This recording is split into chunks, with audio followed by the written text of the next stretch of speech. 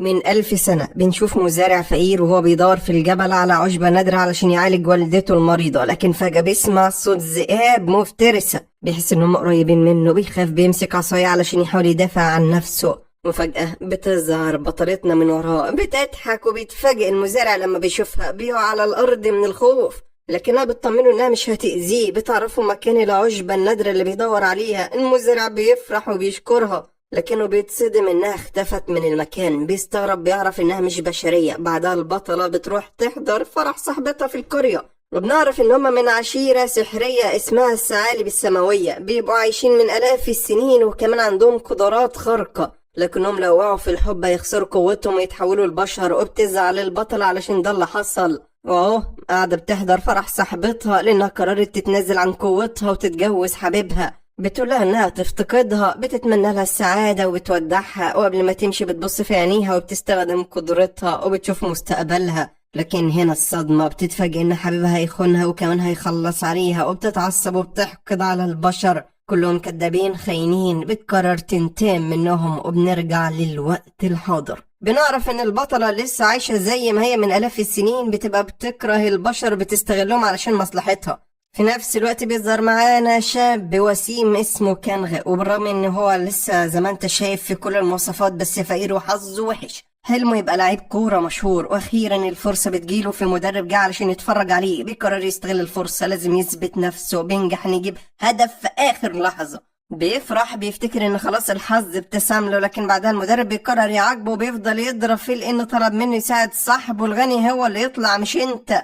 وبيقول له انت لحد دلوقتي ما دفعتش اشتراك النادي. بيحذره يسمع كلامه ويقول له هيطرده من الفريق، وبيضطر كانغ يستحمل لانه فقير. ولما بيرجع للملعب بيلاقي ابو صاحبه الغني بيوزع وجبات على الفريق، بيدي للمدرب ظرف فيه فلوس علشان يخلي باله من ابنه. يعني الظرف ده بس علشان يخلي باله، مفهوش اي حاجة تاني. وبطلنا بيبصله وبيحسد صاحبه على حياته، ويتمنى لو كانت ولد في عيلة غنية زيه. بيسيب النادي بيمشي حاسس بالاحباط. في الوقت ده بنشوف راجل أعمال غني لكنه سايكو، بيروح يحضر مزاد كبير، بيقعد في مكانه وبيتمنى إن يكسب المشروع. وفجأة بتظهر البطلة على المسرح، بتضحك، بتبقى بشكلها الحقيقي. الكل بيتفاجئ إنها ثعلبة عندها 9 ذيول، لكنها بتستخدم قدرتها. بحركة واحدة من إيديها بتشل حركتهم، بتسيطر على عقولهم. بتفضل تشتم في البشر وتقول عليهم طماعين. بتقرر تستغلهم وبتروح عند راجل الأعمال السايكو بتفواه، بتطلب منه يجي معاها علشان يعملوا صفقة مع بعض. بعدها كان صاحبنا بيبقى راجع للبيت، لكن بيشوف جدته وهي عمالة بتحاول تزق العربية. بتصعب عليه لأنها كبيرة في السن، وبيروح يساعدها. ما بيرضاش يعرفها إن محتاج فلوس، وبيكذب عليها بيقولها إنه خد منحة دراسية لأنه طالب متفوق موهوب في الكورة. جدته بتفرح وبتقوله يا ابني من صغرك وانت حظك حلو، وأنا عارفة، انا فخوره بيك. بلا فخوره بيا وحظ الحلو، ما انا عارف. لكن بعدها بنكتشف انه شغال عامل توصيل علشان يقدر يدفع مصاريف المدرسه والنادي، وبيفضل طول الليل يوصل طلبات. لما بيخلص بيروح للملعب وبيلاقي صاحبه الغني بيتدرب هناك، وبيتفاجئ لما بيشوف هدومه. كان بيعرف ان هو بيشتغل عامل توصيل علشان عايز يشتري حذاء رياضي يلعب بيه. وبيستغرب صاحبه وبيقول له ما تخلي ابوك يشتري لك واحد. وقتها بيتعصب بطلنا وبيشوط الكوره فيه، بيوقع على الارض لانه فاكر كل الناس حياتهم سهله زيه. بيقرر يتحداه في ماتش كوره. وقتها هعرفك ليه انا ما جبتش واحد. وبيفضلوا يلعبوا طول الليل وهم مبسوطين وفرحانين. بيبان ان هم اصحاب مقربين، وبينتهي الماتش بالتعادل وبيقعدوا ياكلوا مع بعض. بيحكي له كانغ ان ابوه وامه ميتين، علشان كده بيشتغل وبيصرف على نفسه. صاحبه بيتفاجئ، ما كانش يعرف، وبيعتذر له. بعدها البطلة في نفس الوقت بتاخد السايكو في مطعم، بتعرض عليه تساعده يكسب المشروع مقابل يدفع لها الفلوس اللي هي عايزاها، لكنه بيفتكرها محتاجاه وبيتكبر عليها. بيعملها بغرور وبتتعصب البطلة، بتقرر تندمه، بتستخدم قدرتها بتنقله فوق جبل عالي. فجأة بتظهر من وراه وهوبا سنت ربا دروبا. بيفضل السايكو يصرخ، بيفتكر هيموت، لكنها بتلحقه قبل ما يلمس الأرض. بترجعه المطعم وبتحذره لو اتكلم معاه كده تاني هتندمه، وطبعا بيخاف من قوتها. بيوافق وبيلاقي انا بطاطا تحت رجليكي. وبتقرر البطلة تعمل معاه صفقة بتخليه يكسب المشروع، بتاخد منه مبلغ كبير. بتسيبه وبتمشي وهي فرحانة. وتاني يوم بتروح للمول علشان تتفسح بالفلوس، لكنها بتحس بالوحدة. بالصدفة بتشوف بنت شكلها حلو، بتعرف انها شغالة عارضة ازياء، فبتروح لها بتطلب منها تساعدها تشتري هدوم. البنت بتستغرب ايه البجاحة دي، انت تعرفيني علشان تتكلمي معايا كده؟ بطلتنا استغربت ردها، بتقولها بترفضيني؟ انا صحيح ثعلبة كيوت لكني مش بسكوت. بتستخدم قدرتها، بتتحكم فيها، بتجبرها تنفذ اوامرها، بتخليها تشيل شنطتها، بتفضل طول الطريق خدامة ليها تلف معاها، بتعملها كأنها ازبل من الخدامة. في الوقت ده كان بيبقى في المول، هو كمان بيقرر صاحبه الغني يشتري له حذاء رياضي هدية علشان يفرحه، لكن كان بيحس بالإهانة والشفقة، بيقول له انت فاكرني شحات ولا ايه؟ ما بيرضاش ياخده وبيمشي وهو زعلان. وبالصدفة بيخبط في بطلتنا، بيقع على الأرض من قوتها وبيستغرب من اللي حصل، بيعتذر لها وبيمشي. وبتتريق البطلة عليه لأنه ضعيف، لكنها لما بتبص في عينيه بتشوف مستقبله، بتعرف إن هو هيبقى لاعب كرة مشهور وعنده فلوس كتير. بتتفاجئ لأن باين عليه فقير، بتقرر تقرب منه علشان تعمل معاه صفقة، وقبل ما تمشي بتشكر البنت على الوقت اللي قضيته معاها.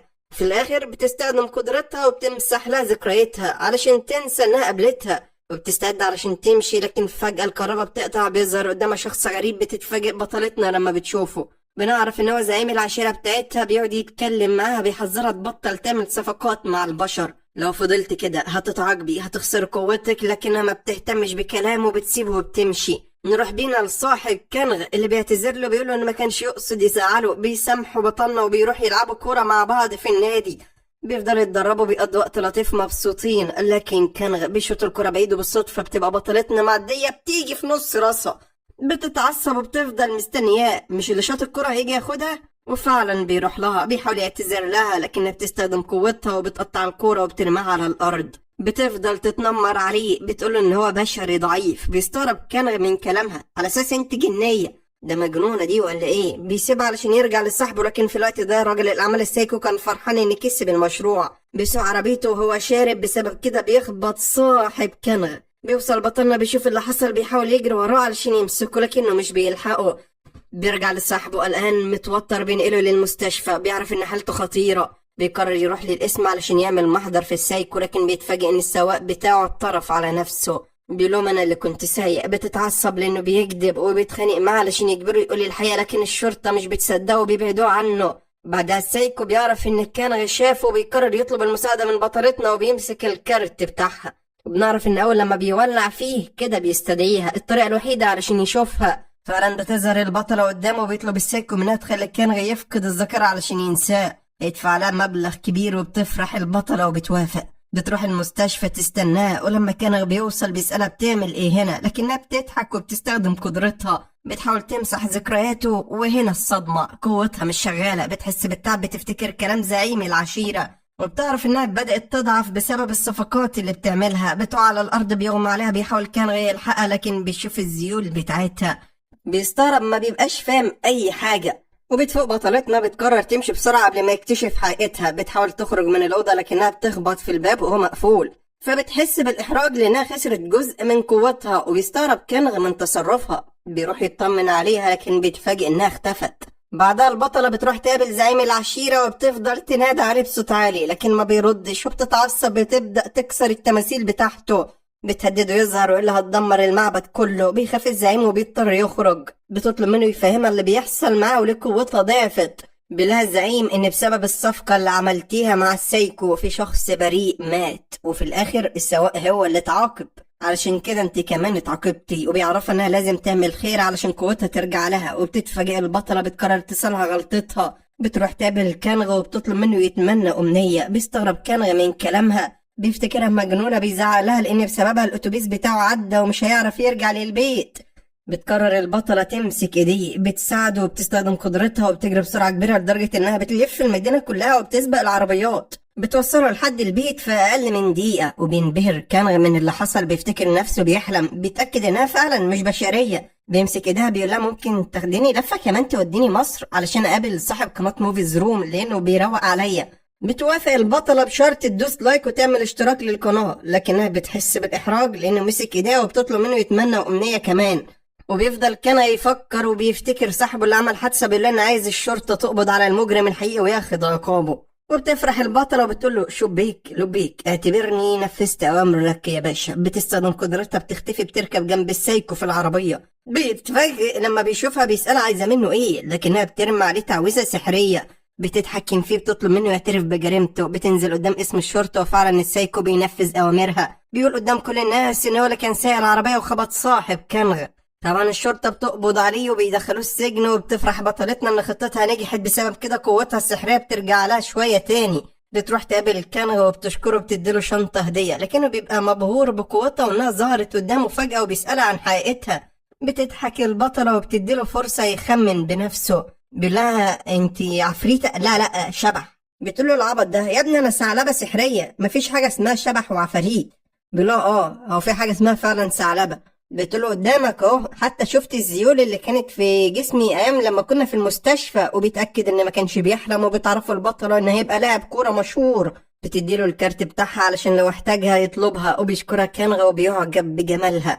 وقبل ما تمشي بيسألها عن اسمها الحقيقي. بتتفاجئ البطلة لأن دي أول مرة حد يهتم بيها. بتعرفوا إن اسمها يون، وبتحس إن قلبها بدأ يدق ناحيته وبتسيبه وبتمشي. بيمر على اليوم ده 3 سنين، وبنشوف بطلتنا وهي على جزيرة وسط البحر بتقرر تشتريها علشان تبني عليها بيت، لكنها بتتفاجئ إن سعرها 10 مليون، وبتحس بالإحباط لأن معهاش المبلغ ده. بتقرر تعمل صفقة مع بشري غني علشان يدفع لها فلوس. في الوقت ده بنشوف الأخبار وهي بتتكلم عن كنغ، وبنعرف إن المستقبل اللي البطلة شافته اتحقق وبقى لاعب كورة مشهور. بيمضي عقد مع فريق كبير وبياخد منهم فلوس كتير، وبتفرح البطلة إن بقى غني. بتقرر تروح تقابله علشان تعمل معاه الصفقة. على الاتجاه التاني بنشوف صاحبه الغني، بنعرف إنه اعتزل الكورة بسبب الحادثة اللي اتعرض لها، وكمان أبوه خسر كل فلوسه، وللأسف اتحول من شاب غني وناجح لشاب فقير ملوش مستقبل. بيقرر يتخلص من الجوائز اللي كسبها في البطولات.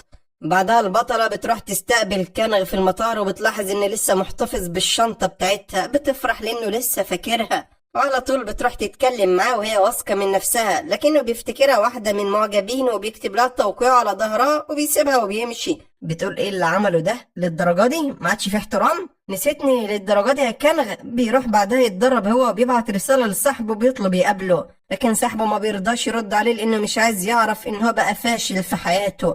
بيقفل موبايله وبيروح يشتغل عامل توصيل والدنيا دوارة.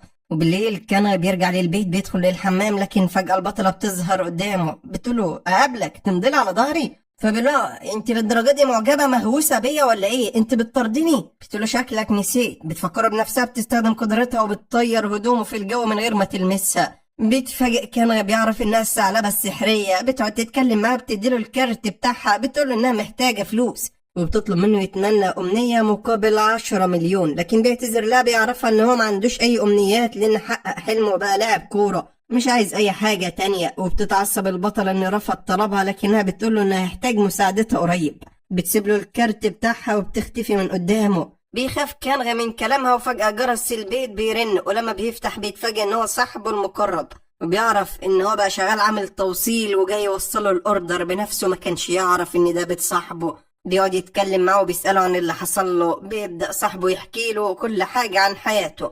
بيعرف انه اعتزل الكورة بسبب الإصابة. بيطلب منه ينساه يركز في شغله لأنه مش عايز يبقى عبء عليه. بيسيبه وبيمشي، وبطلنا بيتأثر بكلامه وبيتعاطف معاه. بيفضل يفكر ازاي يقدر يساعده. وفجأة بيشوف الكارت بتاع البطلة وبيجيله فكرة، وبيقرر يتمنى منها تغير حياة صاحبه. وتاني يوم بيروح يزور قبر جدته، لكن بيلاقي صاحبه هناك، وبيعرف ان كان بيزورها كل سنة في ذكرى وفاتها. بيتأكد ان هو صاحب حقيقي. بيشكره وبيقرر يساعده. بيمسك الكارت بتاع البطلة بيولع فيه، وفجأة بتظهر البطلة قدامه وبتقوله شبيك لبيك، ثعلبتك بين ايديك، تحب تطلب ايه؟ بيتفاجئ كنغ وصاحبه من اللي حصل. بيقعدوا يتكلموا معاها. بيطلبوا منها تغير حياة صاحبه وتخليه لاعب كورة مشهور، لكن البطلة بترفض لانه صاحبه فقير ما يقدرش يدفع ثمن الأمنية. بلا كنغ انه مستعد يدفع مكانه، لكنها بتعرف ان لازم صاحب الأمنية هو اللي يدفع بنفسه، وبتستعد علشان تمشي. لكن كنغ بيشغل دماغه، بيفضل يستفزها بالكلام. بيقول انت اكيد مش عايزه تحققي الامنيه لانك ضعيفه ما تقدريش. بتتعصب البطله من كلامه وبتقرر تندمه، وبتقول له انها تحقق الامنيه لكنها هتعمل كده بطريقتها. وبيفرح كنغ وبيوافق. وتاني يوم بيركب الطياره علشان يرجع للنادي بتاعه، وفجاه بتحصل عاصفه قويه. الطياره بتفضل تتهز وبتبدا الامنيه تتحقق. ما بيقدرش كنغ يستحمل، بيغمى عليه، لكنه لما بيفوق بيلاقي نفسه في بيت صاحبه. بيتفاجئ ان حياته متبدلت مع بعض. يعني هو بقى شاب فاشل فقير، وصاحبه بقى لاعب كرة مشهور وناجح. وطبعا بيتصدم، ما بيبقاش مستوعب اللي حصل. بيفتكر نفسه بيحلم. بيقوم علشان يتأكد وفجأة البطلة بتظهر قدامه وهي بتضحك. بتعرف انها حققت له الأمنية لكن بشروطها. بيتعصب كانغ وبيطلب منها ترجع له حياته، لكنها بترفض وبتقول له انت عاملتني بتكبر ولازم تتعاقب. بتسيبه وبتختفي من المكان. في الوقت ده صاحبه بيصحى من النوم، بيلاقي نفسه في الطيارة وبيشوف كتاب بيتكلم عنه. بيعرف ان حياته اتبدلت مع كانغ. ما بيبقاش مصدق ان اخيرا حلمه اتحقق، بقى لاعب كوره مشهور وبيقرر يستغل كل لحظه يستمتع بحياته الجديده. بعدها كان بيفضل يفكر، ما بيبقاش عارف يعمل ايه. فجاه الباب بيخبط، ولما بيفتح بيدخل عليه زمايل صاحبه في الفريق. بيطلبوا منه يجي معاهم علشان يتدرب، وبيحاول كان يقول لهم ان هو لاعب كوره مشهور، لكنهم بيفتكروه شارب ومش في وعيه. بيتريقوا عليه، بيشيلوه غصب عنه وبياخدوه معاهم للنادي. ولما بيوصلوا بيدخلوا مكتب المدرب علشان يعتذر له، لكن بطلنا بيفتكرهم عاملين في مقلب وبيتخانق مع المدرب. بيسيبه بيخرج وبيقرر يدور على بطلتنا، لازم ترجع له حياته. في الوقت ده بنشوف راجل الأعمال السايكو بعد ما خرج من السجن بكفالة، لكنه بيشوف شخص غامض مستنيه بره. بيفتكر ذكرياته. بنعرف ان المساجين كانوا بيضربوه بيكسروا عظمه، لحد الشخص الغامض ده ما وصل وقرر يدافع عنه. وطلب منهم يبعدوا عنه الا هيندمهم، ولما رفضوا استخدم قوته. خدهم واحده بأمة اخوه في حسح دحين بوه، طيرهم كلهم، محدش قدر يلمسه. واتصدم السايكو من قوته. عرف ان هو مش شخص عادي قاعد معاه علشان يعرف هو مين. وساعتها الغامض قال له ان هو ساحر، وكمان اداله تعويذه علشان تحميه من الثعلبه. واتفق معاه لما يخرج من السجن يتعاونوا علشان يهزموها. بنرجع للحاضر وبيركبوا هما الاتنين عربيه وبيروحوا مع بعض المكان مهجور. بيبقى باين ان هما بيخططوا لحاجه خطيره. ولما بيوصلوا بيبدأ السحر يعمل طقوس غريبة. بيحضر روح شريرة على شكل كلب. بيطلب منه دور على البطلة واعرف مكانها. بعدها كان بيحاول يدخل للبيت بتاعه، لكنه بيتفاجئ ان الباسورد متغير. وبيشوفه الحارس وبيقبض عليه وبيدخله السجن. بتروح له البطلة وبتتريق عليه، بتقول ان ده عقابك لانك اتريقت عليا. وبيعتذر لها بيقول لها حقك والله العظيم غلطانة، ابوس ايديكي رجعيني لحياتي تاني. لكنها بترفض. بتعرف ان الطريقة الوحيدة علشان ده يحصل ان صاحبه يتنازل، وهو بنفسه يقول انا عايز ارجع زي ما كنت. بيتفاجئ كان من كلامها، بيحتار ما بيبقاش عارف يعمل ايه. ولحسن الحظ المدرب بتاعه بيروح يخرجه من الاسم. بيعرض عليه ينضم للفريق بتاعه، لكن كان بيرفض وبيقول له ان هو نجم مشهور مستحيل العب في نادي صغير زي ده. بيسيبه وبيمشي. بعدها بيتصل بصاحبه وبيحكي له اللي حصل معاه. بيطلب منه يتمنى ان حياتهم ترجع تاني زي ما كانت. بيتفاجئ صاحبه بيقول له ان هو يفكر ويرد عليه. ولما بيقفل معاه بيروح يتكلم مع ابوه. بيلاحظ انه مبسوط بحياتهم الجديده. بيفرح ان اخيرا بقى فخور بيه. وبيتصل بالكنغ وبيعتذر له. بيطلب منه يسيبه في حياته الجديده لمده شهر. بعدها بيقفل السكه على الغدر. كان بيحس بالاحباط لان مش هيقدر يستحمل الفتره دي. بيفضل يعيط في الاتوبيس وكل الناس بيفتكروه مجنون. ولما بيرجع للبيت بياخد جواز السفر بتاعه. بيروح المطار وبيقرر يسافر عند صاحبه علشان يقنعه يرجع له حياته تاني. لكن الموظفة بتصدمه، بتقوله جواز السفر بتاعك منتهي مش هتقدر تسافر. وفجأة البطلة بتظهر قدامه وهي بتضحك. بتعرف انها كانت بتديله درس في الاخلاق علشان عاملها بتكبر. وبيعتذر لها. كان بيقول لها اعتبريني غلطان وبطاطا تحت رجليكي كمان. بتفرح البطلة ان اتعلم الادب وبتقرر تسامحه. بتقوله انها ترجعه بكره لحياته القديمة مقابل يدفع لها مبلغ كبير. طبعا كان ما بيصدق بيوافق لان ما عندوش حل تاني. وبيشكرها وبيسيبها وبيمشي. ولما بيخرج من المطار بيركب تاكسي، لكن السواق بيبقى الساحر وبيرمي عليه تعويذه بيخليه يفقد الوعي. بيخطفه. ولما كان بيفوق بيلاقي نفسه مربوط في مكان مهجور. بيظهر السايكو وهو متعصب لان هو اللي دمر له حياته. بيفضل يدور في هدومه على الكارت بتاع البطل علشان يستدعيها، لكنه مش بيلاقيها. وبيتعصب الساحر وبيسأله عنه. وبيفتكر كان ان نسى الكارت عند صاحبه، فبيقرر يتصل بيه علشان يرجعه. لكنه بيعرف ان الساحر عايز يمسك البطلة علشان يخلص عليها. وبيتفاجئ وبيرفض يساعدهم وبيقفل المكالمة بسرعة. وبيتعصب السايكو بيقرر يخلص عليه. بيقرب منه بيضربه على راسه بالحديدة. في الوقت ده بتحس البطلة ان كان في خطر. بتحدد مكانه بقوتها. بتروح له المكان المهجور. ولما بتوصل بتلاقيه واقع على الارض. وفجأة ساحر بيظهر من وراها وهو بيضحك. بتعرف البطل ان هو اللي عمل فيه كده. بتقرر تندمه. بتحاول تضربه، لكنها بتتفاجئ ان في حاجز سحري وبتعرف ان عامل لها فخ. بيرمي عليها تعويذه بيشل حركتها. بيستغل الفرصه بيقرب منها. بيقرر يخلص عليها وبيضربها بخنجر سحري من 1000 سنه. وبيفرح السايكو وبيفتكر ان هم انتصروا. لكن على مين؟ بطلتنا مش سهله برضه. فجاه بتختفي. بتظهر من وراهم وهي بتضحك. بتعرفوا ان هي كانت بتتسلى بيهم مش اكتر. بتستخدم قدرتها بتطيرهم بعيد. بتحذرهم لو قربوا منها تاني هتخلص عليهم. وبحركة من ايديها بتنقلهم في طريق سريع، وعربيات كانت هتخبطهم لكن الساحر بيستخدم قوته بيوقفها في اخر لحظة. بعدها البطلة بتحس بالذنب لان كان اتصاب بسببها، بتستخدم قدرتها بتعالجه وبتنقذ حياته. فعلا بيفوق وبتفرح ان كويس، لكن فجأة بتحس بالتعب وبتقع على الارض. بيغمى عليها وبيتفاجئ كان بياخدها للبيت بتاعه، بيفضل جنبها لحد لما بتفوق. بيسألها إذا كانت كويسة. بتحاول البطلة تقفل الشباك بقوتها لكنها مش بتقدر. بتستغرب، بتحاول أكتر من مرة لكن من غير فايدة. بتعرف إنها خسرت قوتها، وده لأنها ساعدت بشري من غير مقابل، وبتتعصب وبتزعقله لأنه هو السبب، وبتعرفه إنها تحولت لبشرية. بيحاول كان يهديها، بيقعد معاها بيقول لها أنا مقدر حالتك بس في سؤال صغير كده، أنا هرجع لحياتي القديمة إمتى؟ بتتعصب وبتقول له عبيط، بقولك بقيت بشرية، أنا زيك يعني خسرت قوتي وما اقدرش اعمل لنفسي كوبايه شاي حتى. كان بيتصدم، بيحس بالاحباط، لكنها بتطمنه انها اكيد هتلاقي حل، وبتاخده وبتروح للمعبد علشان تقابل زعيم العشيره. ولما بتوصل مش بتلاقيه، بتعرف ان هو ساب لها صندوق مع الكاهن وبتفرح، بتفتكر في حاجه هتساعدها وبتقرر تفتحه، لكنها بتتفاجئ ان سايب لها بطاقه هويه باسم جديد علشان تقدر تعيش وسط البشر بعد ما خسرت قوتها السحريه. بتتعصب البطلة وبترفض تستسلم لقدرها، ولما بتخرج بترمي بنزين في كل مكان. بتحاول تولع فيه علشان تجبر الزعيم يظهر، لكن الشرطة بتقبض عليها. بياخدها الاسم وبيروح كان يزورها، بيعرف انها تخرج بكرة بكفالة،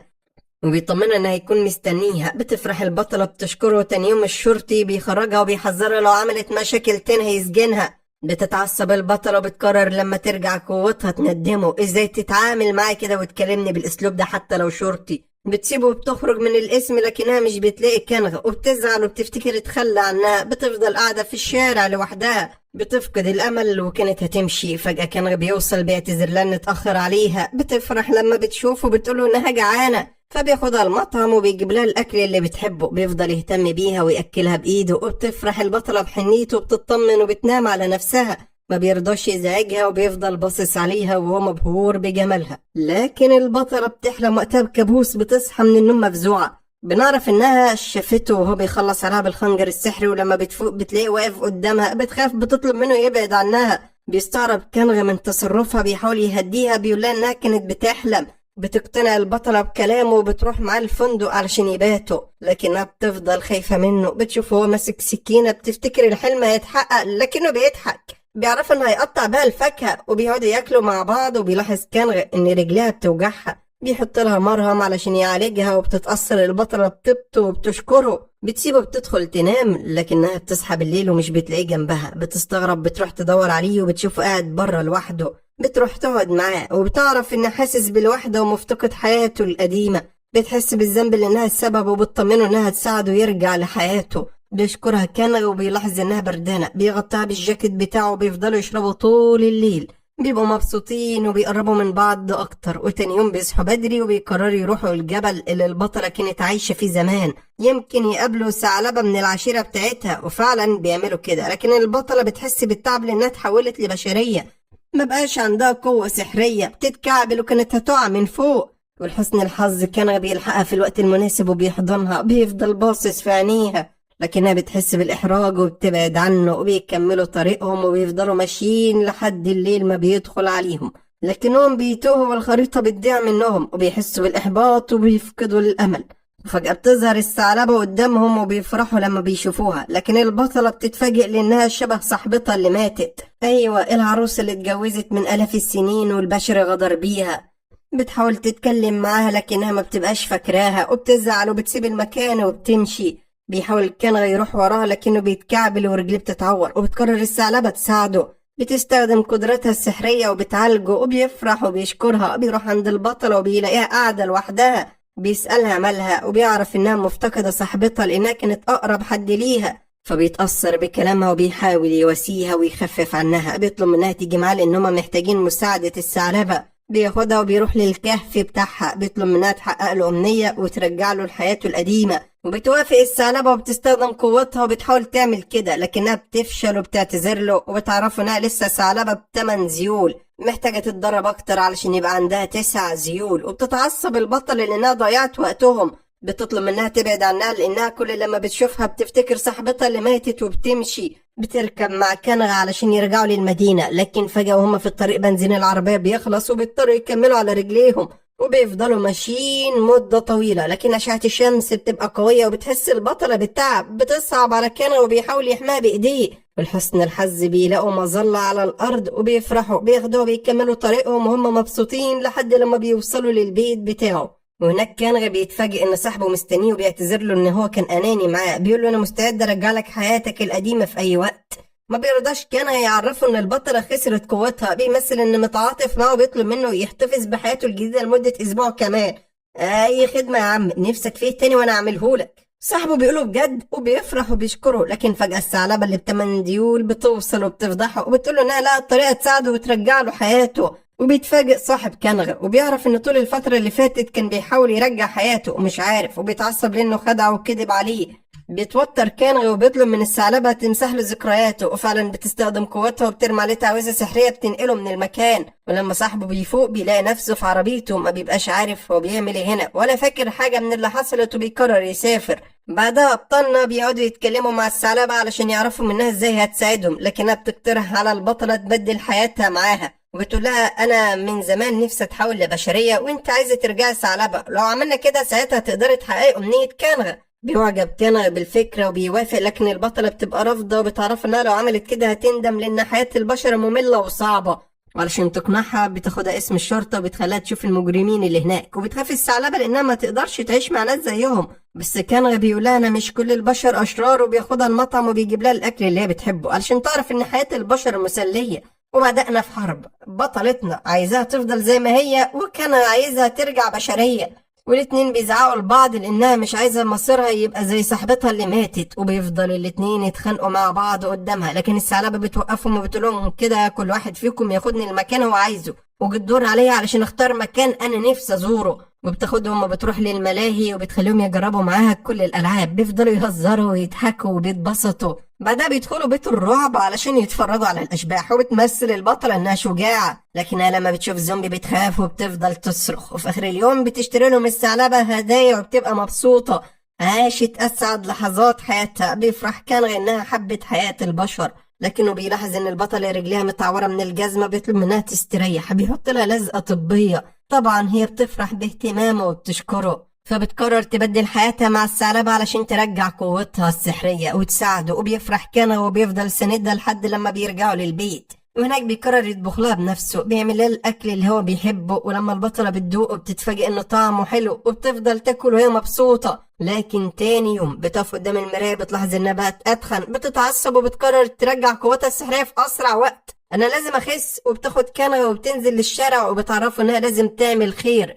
لازم اساعد الناس كتير علشان ابقى ثعلبة ب9 ذيول بدل 8. وفجأة بتسمع صوت صراخ، بتعرف ان في حريقة في دار الايتام، بتستغل الفرصة بتجري علشان تنقذ الاطفال، بتخاطر بحياتها، بتدخل وسط النار وبتنجح انها تخرج هي والاطفال في الوقت المناسب، لكنها بتتحبس في اوضة والنار بتبدأ تحاصرها، ما بتقدرش تاخد نفسها، بتخاف، بتحس ان دي نهايتها، لكن كنغة بيدخل وراها، بيلاحظ ان السقف هيقع عليها، بيحضنها علشان يحميها. بتحس البطلة بالدوخة وبيغمى عليها، ولما بتفوق بتلاقي نفسها في المستشفى.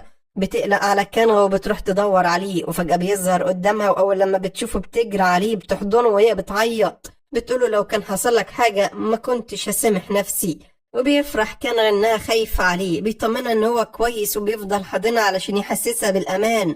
بعدها بياخدها وبيخرجوا من المستشفى، وفي الطريق بتفضل البطلة بص عليه وهي مستغربة مشاعرها. وفجأة بتعدي عجلة وكانت هتخبطها، لكن ابننا كان بيلحقها. بتتفاجئ البطلة ان قلبها بيدق ناحيته، بتحس انها وقعت في حبه وبتبقى مصدومة لانها لأول مرة تجرب مشاعر البشر. بتحس بالإحراج، بتبعد عنه بسرعة، وبتلاحظ ان الناس بيضحكوا عليها لانها متبهدلة بسبب الحريق، وبتقرر تشتري هدوم جديدة. بتروح لمحل كبير، وطبعا كان هو اللي هيحاسب لان الراجل، لكنها بتشتري اي حاجة تيجي في طريقها وبتخرب بيته. ولما بيرجعوا للبيت بتبقى فرحانة، فاكرة ان قوتها ترجع لها لانها انقذت الاطفال، لكن فجأة الثعلبة اللي ب8 ذيول بتظهر لها وبتعرفها ان اللي عملته مش كفاية لان كان هو اللي انقذهم. وبتتفاجئ البطلة، بتحس بالاحباط، مش عارفة تعمل ايه.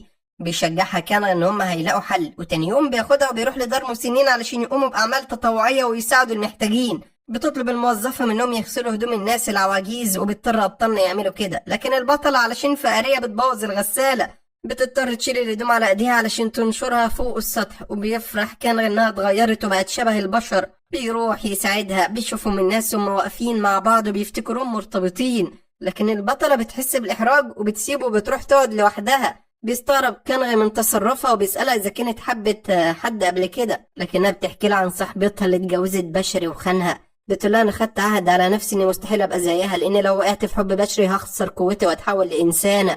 بيتأثر كنغ بكلامها لأنها ما بتثقش في البشر، بيقرر يغير فكرتها عنهم ويحسن نفسيتها. بيشدها وبيبدأ يرشها بالمية، بيفضلوا يهزروا ويضحكوا ويقضوا وقت لطيف، لكن بسبب كده الهدوم بتتغرق مية تاني والموظفة بتزعق لهم وبيحسوا بالإحراج وبيعتذروا لها، وبيضطر كان يقلع التيشيرت بتاعه. وهنا البطلة بتشوف عضلاته، بتعجب بوسامته، بتفضل بص عليه إنها بتطلع قلوب. بتحاول تتحكم في مشاعرها، بتطلب منه يلبس هدومه قبل ما تضعف، لكنها بتتكعبل، وبدل ما كان يلحقها هو كمان بيقع فوقها. وفجأة زمايله في الفريق بيوصلوا، بيشوفوهم بيفهموا الموضوع غلط خالص، بيعزموهم على الغدا وبيسألوهم عن علاقتهم. انا دخلنا كده لقيناكم انتوا الاتنين واقعين، حد يزقكم؟ كان بيضطر يكذب عليهم وبيقول لهم انها فعلا حبيبتي لانها عايشه معايا في نفس البيت، لكن بيعرف منهم ان جدته لسه عايشه، ودي كانت صدمه عمره. المفروض جدته متوفيه، وبيتفاجئ وبيروح يزورها، واول لما بيشوفها بيحضنها وهو بيعيط. بيعتذر لها ان كان بعيد عنها، وبتتاثر الجده بكلامه وبتهديه. بتقوله انها مش زعلانه، وبتعرفه انها محتفظه بصورهم مع بعض وبتتفرج عليهم لما يوحشها. بتطلب منه يسامح نفسه. بتشوفهم البطله وبتتاثر بعلاقتهم، لكن فجاه راجل عجوز بيهجم عليها، بيحاول يخنقها لانها عملت معاه صفقه من زمان، ولحسن الحظ كان بيلحقها في الوقت المناسب وبيبعدها عنه. بياخدها وبيرجع للبيت وبيقرر يطبخ لها بنفسه علشان يغير مودها ويفرحها. بيقعدوا مع بعض فوق السطح وبيفضلوا ياكلوا ويشربوا، بالرغم ان حياتهم بسيطة، لكن البطلة بتبقى عايشة اسعد لحظات حياتها وبتشكره على اهتمامه بيها. ما بتقدرش تخبي مشاعرها، وفجأة من غير مقدمات بتعرض عليه يرتبط بيها ويتواعدوا. وطبعا كان بيتفاجئ من كلامها، بيفتكرها بتهزر، لكنها بتعرف انها بتتكلم بجد. بتقوله انها جربت كل حاجة في حياة البشر، لكن فضل حاجة واحدة ما عملتهاش وهي الحب، علشان كده عايزة انها ترتبط بيك وتتواعد لحد ما قوتي ترجع لي وابقى ثعلبة. كده كده انا بشريه. وبيحتار كنغ وبيطلب منها تديله فرصه يفكر. بيسيبه وبيدخل ينام، وتاني يوم لما بيصحى بيلاقيها نايمه جنبه وبص عليه، فبيخاف وبيبعد عنها، لكنها بتطمنه وبتقوله اعتبرني حبيبتك بقى لفتره مؤقته وتعامل على طبيعتك. وبتاخده علشان يفطروا مع بعض، وبتطلب منه ياكلها بايده زي اي اتنين بيحبوا بعض. وبيضطر كان يسمع كلامها، لكنها ما بتحسش بحاجه، وبتقوله طب امسك ايدي جاهز احس. وقتها كان بيحس هو اللي بالاحراج وبيرفض، لكنها بتحط له شطه في الاكل وبتبعد الميه عنه وبتهدده يمسك ايديها وهي هتديها له. بيفتكرها كان مجنونه وبيضطر يوافق، لكنه بيحس ان قلبه بدا يدق ناحيتها، بيعجب بضحكتها، بيخاف يكون وقع في حبها. بعدها بياخدها وبيروح دار المسنين تاني علشان يساعدوا الناس العواجيز، لكنهم بيتفاجئوا ان الراجل اللي هجم عليها امبارح مات، وبيقرروا يحضروا الجنازة بتاعته. وهناك بتلاحظ البطلة ان عيلته فقيرة، بتستغرب لانها كانت بتعمل صفقات مع الناس الأغنياء بس. بتقعد مع ابنه علشان تفهم السبب، لكن بيحكي لها ان ابوه كان غني، لكن للأسف شريكه نصب عليه، خد منه الشركة بتاعته. بتتفاجئ البطلة وبتبدأ تفتكر كل حاجة، وبتعرف انها عملت صفقة مع شريكه الغني، وبتحس بالذنب وبتقرر تصلح غلطتها. تاني يوم بتروح تقابله وبتقعد معاه، بتمثل قدامه انها لسه ثعلبة وعندها قوة سحرية، بتهدده يرجع الشركة والا هتندمه. طبعا الراجل بيخاف منها وبيوافق. بتفرح البطلة انها نجحت، وبسبب كده جزء من قوتها بيرجع لها. بتقرر تصلح كل الاخطاء اللي عملتها، وبيعجب كنغ بالفكرة، وبيقرر هو كمان يعمل الحاجة اللي بيحبها. بيروح النادي عند فريقه القديم وبيعرف ان هما مهزومين. بيطلب من المدرب يسمح له ينضم للفريق، وبيوعده ان هيكسبوا الماتش، وبيضطر المدرب يوافق لان ما عندوش حل تاني. فعلا كان بينزل الملعب، اول لما بيمسك الكرة بينجح ان هو يجيب هدف بسهولة. بيتفاجئ الكل بمهاراته وقدراته، بيتحمس زمايله وبيقرروا يبذلوا كل جهدهم علشان يساعدوه. بسبب كده كان بيقدر يجيب كمان جولين. الله عليك يا ولد. بيتعادلوا مكانه خسرانين فرق 3 دلوقتي. بس ازاي؟ بطلنا دخل الملعب وغير الموازين. بيبقى المدرب مصدوم مش مصدق عينيه، بيفضل يشجعه بصوت عالي، بيقول تربيتي هو ده. لكن الفريق التاني بيحسوا بالغيرة من موهبته، بيتفقوا كلهم عليه، بيبدأوا يكسروه، بيقع كنغ على الأرض، لكن البطلة بتتعصب، بتفضل تنادي عليه بصوت عالي علشان تشجعه. بيفرح كنغ إنها بتتفرج. بسبب كده بترجع له ثقته في نفسه، بيقرر يكسب الماتش، بيجري بأقصى سرعة عنده وبيراوغ الكل. بينجح انه ياخد ضربة جزاء في آخر دقيقة، بيبقى الكل على أعصابه ولو جابها كسب، لكن بيشوطها في الجول وبيكسب الماتش ابن اللعيبة. بيجري زمايله عليه وبيشيلوه، بيحتفلوا بيه وهم مبسوطين، وبيفرح كان إن قدر يساعدهم. بيقرر يفضل معاهم في الفريق، ولما بيخرج بيلاقي البطلة مستنياه، بتقول إنها فخورة بيه، بتطلب منه يخرجوا في موعد زي ما اتفقوا، وبيضطر كنغي يوافق. وبالليل بيتقابلوا وبيتفاجئ إنها لابسة فستان شكله حلو، وبيفضل باصص لها مبهور بجمالها، لكن بيحاول يداري مشاعره، وبياخدها وبيروحوا لمكان عالي وبيتفرجوا على النجوم. بيقضوا وقت لطيف وهم مبسوطين، بيبصوا على السما وبيقربوا من بعض أكتر. بعدها بيقعدوا في مطعم وبيجيب لها الأكل اللي بتحبه، بيفضل يهتم بيها ويأكلها، ولما بيخلصوا بيتمشوا وهو ماسك ايديها. ولما بيوصلوا البيت بيحس إن مش قادر يخبي مشاعره عليها، بيقول إن في حاجة عايز أعملها من زمان. وهوبا سانتلوبا بيدوقها القطايف يا جدعان. في الوقت ده صاحبه بيرجع للبيت، لكنه بيلاقي الساحر مستنيه، بيرمي عليه تعويذة وبيرجع له ذكرياته اللي اتمسحت. بيبدأ يفتكر كل حاجة وبيعرف إن البطلة خسرت قوتها وبقت بشرية. بيتفاجئ الساحر وبيقرر يستغل الفرصة، لازم يخلص عليها. وبالليل البطلة بتدخل أوضتها وبتحاول تنام، لكنها بتفتكر اللي كان عمله معاها، بتحس بالإحراج ومش قادرة تواجهه. بتستناه لما يخرج من البيت وبتروح تشرب، لكن فجأة بيرجع تاني وبتخاف يشوفها، فبتنزل تستخبى تحت الترابيزة. بيستغرب وبيسألها بتعمل كده ليه. بتتوتر وبتمثل انها بتمشي وهي نايمة، لكنه بيضحك وبيعرف انها بتكذب. بيعرض عليها انها تيجي تتمرن معاه، وطبعا بتوافق علشان تحاول تنسى اللي حصل، وبتروح معاه وبتبقى فاكرة ان الموضوع سهل، لكن كان بيجبرها تعمل تمارين صعبة علشان يزود قدرة تحملها شوية بدل ما انت نايتي. ولما بتخلص بيخليها تجري مسافة كبيرة في الغابة بدل ما انت كوتي. البطلة بتقول له خلاص عرفت ان انا نايتي وكوتي موتي، خلاص مش قادرة اكمل. بتصعب عليه وبيديها مية وبيلبسها الجاكيت بتاعه علشان يدفيها، وبتفرح البطلة باهتمامه بيها. بتطلب منه يعلمها ازاي تلعب كرة وبيوافق. كان بياخدها معاه الملعب علشان يدربها. بيفضلوا يلعبوا يهزروا، بيقضوا وقت لطيف مع بعض وهم مبسوطين. ولما بيخلصوا بيتمشوا لحد البيت وهو ماسك ايديها. بتحس البطلة بالإحراج، لكنها بتبقى فرحانة لأن مشاعره بقت صادقة ناحيتها. بتقرر هي كمان تشتغل علشان تخليه فخور بيها. بتروح تقدم في وظيفة بدوام جزئي، وبتبقى فاكرة إنها تشتغل عارضة أزياء لأن شكلها حلو وجسمها رشيق، لكنهم بيجبروها تلبس دمية. بتقول ده في الأكشن مفيش أي حاجة تاني. وبتقف في الشارع توزع إعلانات، وبتحس بالإحباط وبتقول لنفسها والله ورخصت يا تفاح، بقى مقامك بمقام الطماطم. بتحاول توزع الورق اللي معاها، لكنها بتتكعبل وبتقع على الأرض. الأطفال بيفضلوا يضربوها لحد لما بيكسروا عظم وشها. في الوقت ده كان بيروح النادي، لكن المدرب بيطلب يتكلم معاه. بيعرفوا ان هم مديونين، لازم يلاقوا راعي والا الفريق هيتفكك. وبيتفاجئ كان من اللي سمعه، بيزعل لان مش هيعرف يعمل الحاجة اللي بيحبها تاني.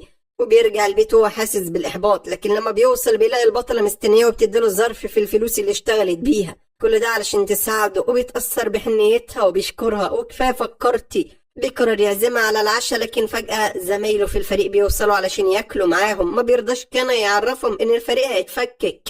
بيطبخ لهم بنفسه وبيقعدوا كلهم ياكلوا، والعيلة بتكبر وبيتبسطوا. البطلة بتسمع صوت بره وبتعرف ان في حد بيراقبهم، ولما بتخرج بتتفاجئ انها الثعلبة اللي ب8 ذيول. بتسألها بتعمل ايه هنا.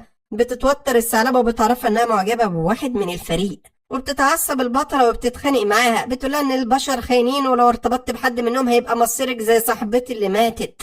لكن الثعلبة ما بتقتنعش بكلامها لانها كانت بتراقبه طول الفترة اللي فاتت، وبتقولها اشمعنى انت حبيتي كان وارتبطت بيه. وتحس البطلة بالإحراج وبتحاول تغير الموضوع، وبتقولها ان هما بيتوعدوا لفترة مؤقتة لحد لما ترجع ثعلبة وبعدها تسيبه. فجأة زمايل كانوا بينادوا عليه وبيعرفوا ان صاحبه اتصاب في مباراة وحالته خطيرة. وبيتفاجئ بطلنا من اللي سمعه، بيتصدم لان لو صاحبه مات هيفضل محبوس في جسمه للأبد.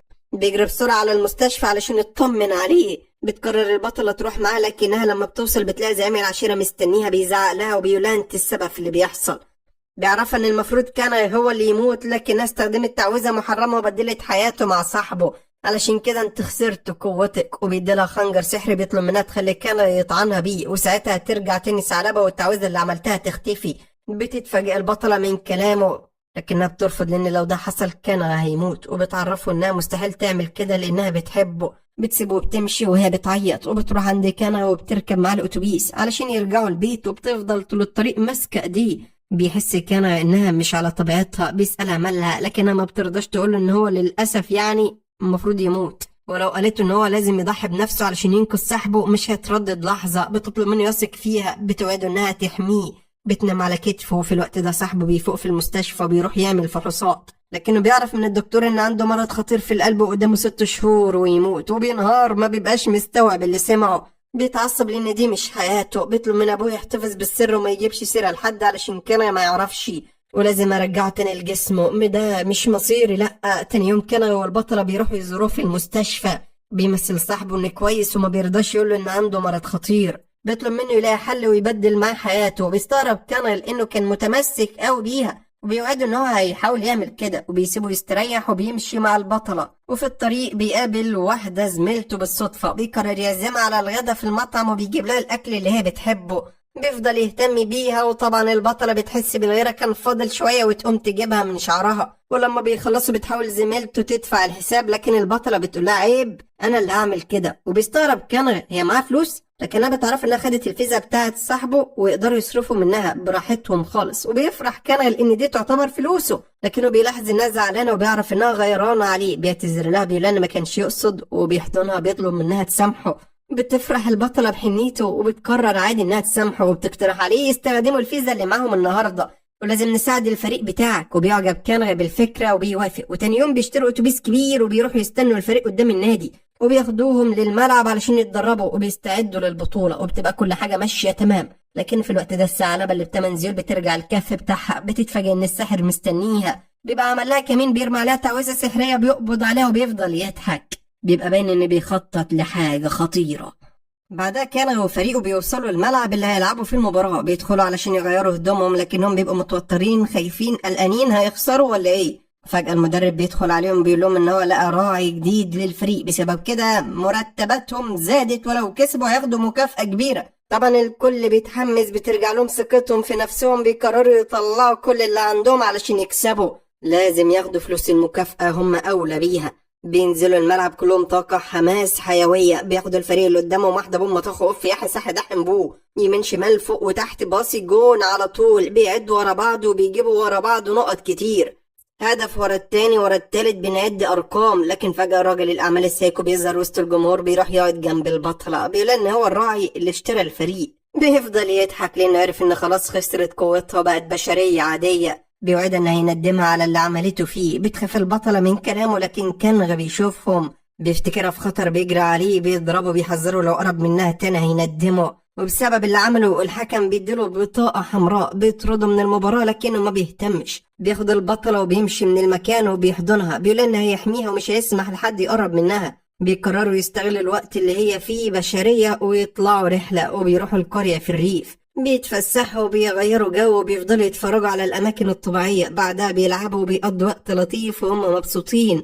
وكل فترة كان بيعجب بجمالها أكتر وبيصورها أكتر علشان يحتفظ بيها الذكرى ليه، لكنها بتطلب منه يتصور معاها وبيوافق كان، وفعلا بيعملوا كده. وفي آخر اليوم بيتمشوا هما ماسكين إيد بعض. بيقول لها كان إنه مستعد يتخلى عن حياته القديمة، مستعد أعمل أي حاجة علشان أفضل معاكي. وبتتفاجئ البطلة من كلامه. بتتأكد إن بيحبها، لكنها بترفض وبتعيط لأنها مش عايزة تعرض حياته للخطر، مش عايزاه يعاني بسببها. وبيمسح لها كان دموعها، بيقرب منها بيدوقها القطايف. بياخدها وبيروح فندق علشان يناموا، لكنهم بيلاقوا أوضة واحدة فاضية، وزي ما احنا عارفين لازم هما الاتنين يقعدوا فيها. وبتحس البطلة بالإحراج، لكنه بيضحك وبيعرف إنه مستعد ينام على الكنبة، وبيسيبها وبيخرج، لكنها بتطلب منه يفضل معاه لأنها واثقة فيه محترم متربي. بيفرح كان وبيفضل حاضنها طول الليل علشان يطمنها. وتاني يوم بيصحوا بدري علشان يرجعوا المدينة، لكنهم بيقابلوا الثعلبة اللي ب8 زيول. بتستغرب البطلة لما بتشوفها وبتحس إنها مش على طبيعتها.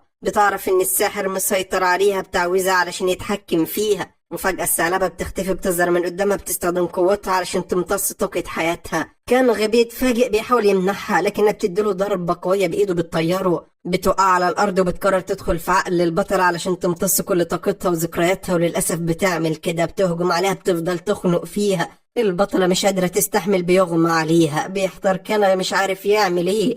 فجأة بيفتكر الخنجر السحري وبيحطه في ايد البطلة. بيطلب منها تستخدمه وبتستجمع كل قوتها. بتضرب بالثعلبة وبتنجح انها تهزمها. ولما بتفوق بتلغي تعويذة السحر. بترجع الثعلبة اللي ب8 زيول لطبيعتها، وبيفرح أبطالنا ان خطتهم نجحت. بيفتكروا ان هم خلاص بقوا في امان، وبيرجعوا البيت علشان يستريحوا. وبيقرر كنغي ينزل يشتري لها اكل كمان.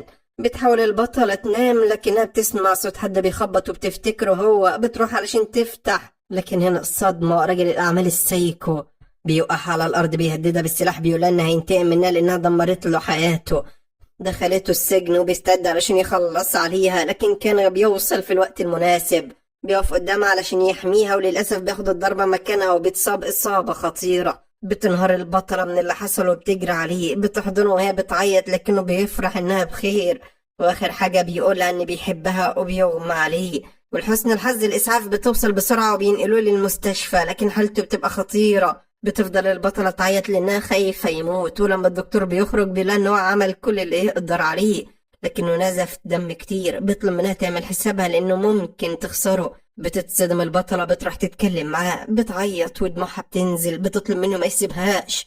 أنا من غيرك ما أقدرش أعيش ولو لحظة. بتقرر تضحي بنفسها تاني علشان تنقذ حياته. بتسيب المستشفى، بتروح تقابل صاحبه، بتديله الخنجر السحري اللي معاها، بتطلب منه يطعنها بيه، وساعتها التعويذة اللي عملتها هتختفي، كل حاجة هترجع زي ما كانت، حياته ما تتبدل تاني. بيتفاجئ صاحب كنغ من اللي سمعه لأن ده معناه إنها هتموت، لكنه بيضطر يسمع كلامها. بيمسك الخنجر وهوبا سنتلوبا، فعلا التعويذة بتتلغي، كل واحد بيرجع لحياته القديمة. وبيفوق كنغ بيتصدم إن ضرب البطلة بالخنجر السحري، بيعرف إن ده الحلم اللي كانت بتشوفه ودلوقتي خلاص اتحقق. للأسف بتتصاب إصابة خطيرة، بتقع على الأرض، بيحاول يلحقها لكنها بتقوله خلاص الوقت فات. بتعيط، بتطلب منه يفضل معاها في آخر لحظاتها لأنها خايفة. بتحضنه، بتعرفه إنها مش ندمانة إنها أنقذت حياته. بتطلب منه يفضل فاكرها، وآخر حاجة بتقولها بحبك، وبتختفي. وهو ينهار كنغ من الزعل، بيفضل ينادى عليها، عمال يعيط، ما بيبقاش مصدق إن مش هيشوفها تاني. بيمر على اليوم ده سنة، وبنعرف إن رجع تاني لاعب كرة مشهور وقدر يحقق حلمه، قدر يكسب البطولة مع فريقه، لكنه بعدها بيرجع للمدينة بتاعته. هتقولي فين مرضه اللي المفروض كان هيموت بسببه؟ هقولك الصبر جميل عزيزي المشاهد. وبيروح يقابل صاحبه في المطعم اللي شغال فيه، بيقعد يتكلم معه، وبيعرف إنه خلاص قرر يعتزل الرياضة للأبد.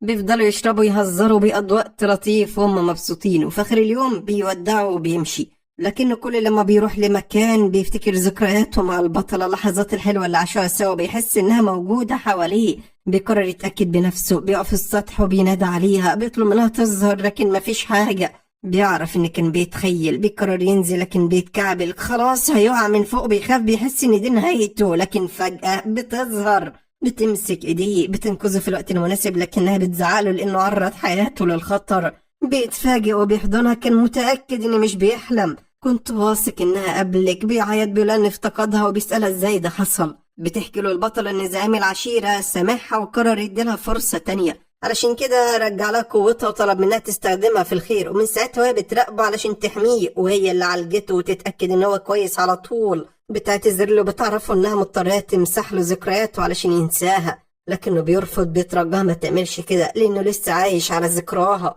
بيطلب منها تفضل معاه لحد لما يموت، وبعدها تبقى تكمل حياتها من غيره لانها ثعلبة خالدة. بيقرب منها وبيدوقها القطايف، وبتوافق البطلة، وتاني يوم بيخرجوا في موعد مع بعض. بيلاحظ كان انها جايبة حد يصورهم وبيستغرب، بيسألها عن السبب، لكنها بتعرف انها عايزة تعمل ذكريات كتير حلوة معاه. بتطمنه انها تستخدم قوتها وتمسح ذكريات المصور في اخر اليوم، وما بيرضاش كان يزعلها. بياخدها وبيروحوا يتفسحوا وبيجيب لها الاكل ابن اللذينة، عارف نقطة ضعفها وبيفضل يهتم بيها، بيعملها زي الأميرة.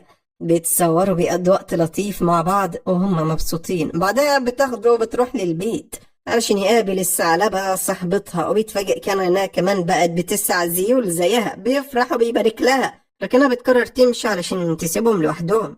معلش بفهم في الأصول. وبتحكي له بقى البطل انها لما رجعت قوتها قررت تنتقم من الساحر، وحررت أرواح كل الناس اللي أذاهم علشان يخلصوا عليه. لما رجل الأعمال السايكو فخسر كل فلوسه ورجع للسجن تاني، وبتطمن ان هم كده يقدروا يعيشوا حياتهم في أمان وسلام.